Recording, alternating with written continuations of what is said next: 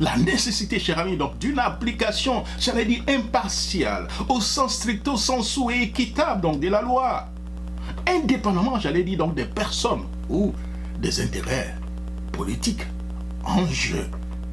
Il faut appliquer la loi. Aujourd'hui, combien d'Ivoiriens là qui sont aujourd'hui même rassurés qu'on dit qu'on remet le dossier des Thiam à Koninanaba.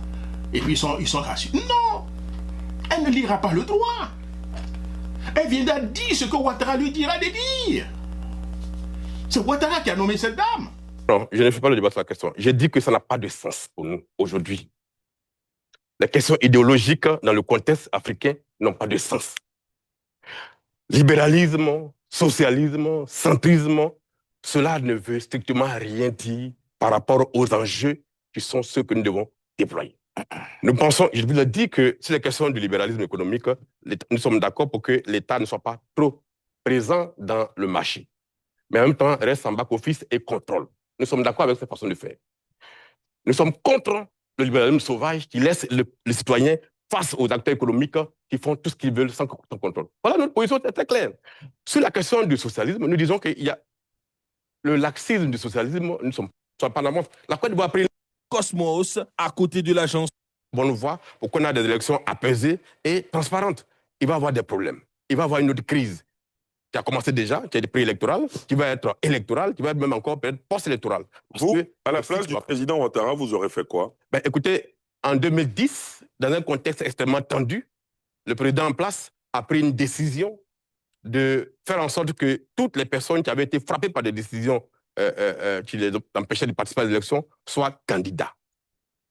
Je pense qu'en 2025, on aurait pu faire la même chose pour solder les comptes. Parce que nous sommes à la fin d'un cycle politique, il faut en sortir par la grande porte. Et quand le pouvoir dit, par exemple, que le dialogue politique s'est terminé, désormais, il faut s'en référer aux institutions de la République et que tous les acteurs politiques, selon le narratif des acteurs du pouvoir, tous les acteurs politiques semblaient être d'accord pour cela. Comment vous réagissez? Non, moi, je ne peux pas me prononcer là-dessus parce que je n'étais pas là quand ils ont fait le dialogue politique. Donc, je ne sais pas le contenu des engagements que les uns et les autres ont pris. Ce que je constate, c'est que nous sommes dans une situation de tension et que l'élection qui devait être une fête va encore peut-être déboucher sur une crise encore plus profonde. Et qu'il faut trouver des solutions qui permettent de désamorcer la bombe qui se profile à l'horizon.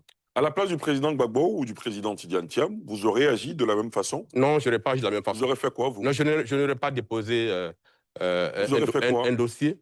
Ben, écoutez, j'aurais utilisé tous les moyens légaux. C'est ce qu'ils font.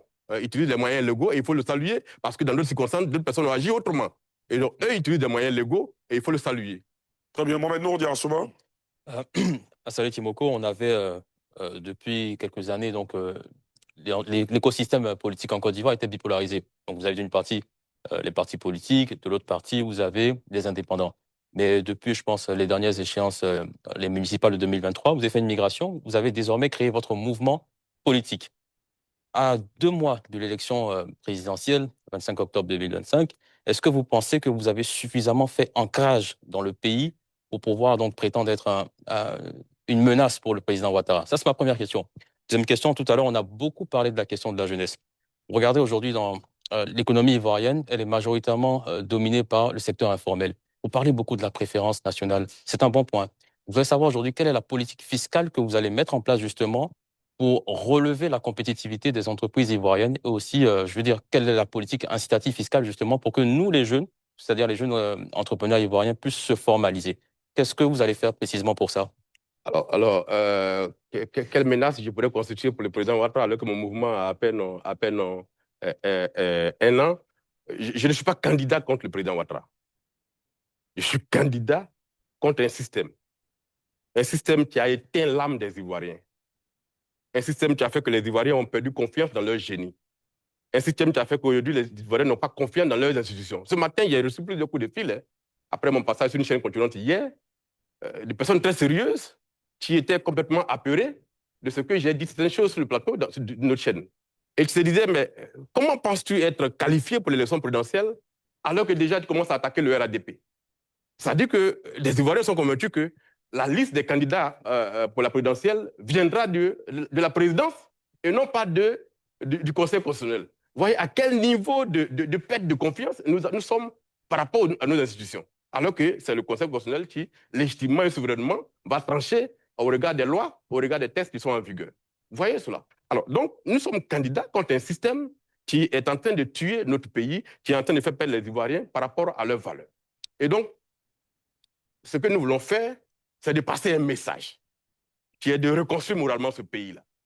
Et donc, je ne suis pas candidat contre le président Ouattara. Vous êtes candidat pour faire passer un message? Je suis candidat pour faire passer un message, pour amener les Ivoiriens à prendre nos décisions. Ah bah donc c'est une stratégie de communication, une stratégie Non, pas marketing de communication. pour 2030, 2035 alors. Pour maintenant, pour amener les Ivoiriens à prendre une décision. Celle de faire en sorte que l'ancien système s'effondre et qu'elle devienne un nouveau système. C'est pour ça que je suis candidat à l'élection présidentielle.